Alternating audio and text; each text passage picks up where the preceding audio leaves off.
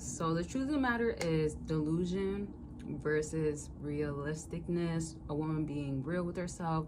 If she can actually lose a guy like you, does she want to? Can she handle it? What will that look like and feel like? A lot of women are not processing that. So when it comes to like having the actual like reality check, the realization that she's losing you, it hits hard. And this is what she's probably never faced with you because y'all never gave that experience to women. A lot of times a woman can sense that, okay, you'll never really leave her side. You're always going to be there somewhat.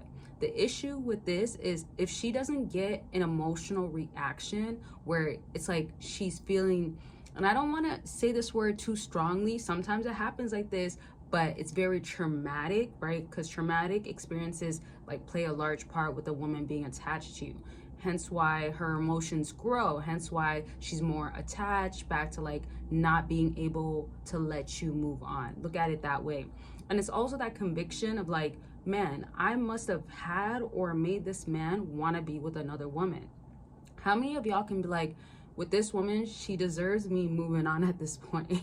And I have to laugh because if you think about it as well, like if she made you get to that point or you had to make her, let's say not intentionally, if it was intentional, cool. Some of y'all are just getting out of a relationship. Some of y'all are going through like a breakup or something. So that's fine if that's the case. However, whatever it may be, you need to know that she has to feel a huge attachment where it's conviction. So it's back to, man, if I actually lose him for good or if I can't have him, this is gonna affect me in this sort of way. However, I feel guilty maybe, or I feel like, okay, I'm losing someone that's good, or I want a serious relationship. Okay, I got that, or I'm getting that, or I could be more patient, or it requires me to change as a woman, and so I gotta do that, right? So it's like that exchange. If she starts feeling these extreme feelings, if she starts feeling like there's something within her that needs to be done differently, that's where that urge can come from. But you have to drive that to her. Don't think so much of like it's mind games. It's really not. And it leads me to this question. Do y'all feel like it is mind games? And also, do you feel like with women, dealing with them is just not worth it any longer?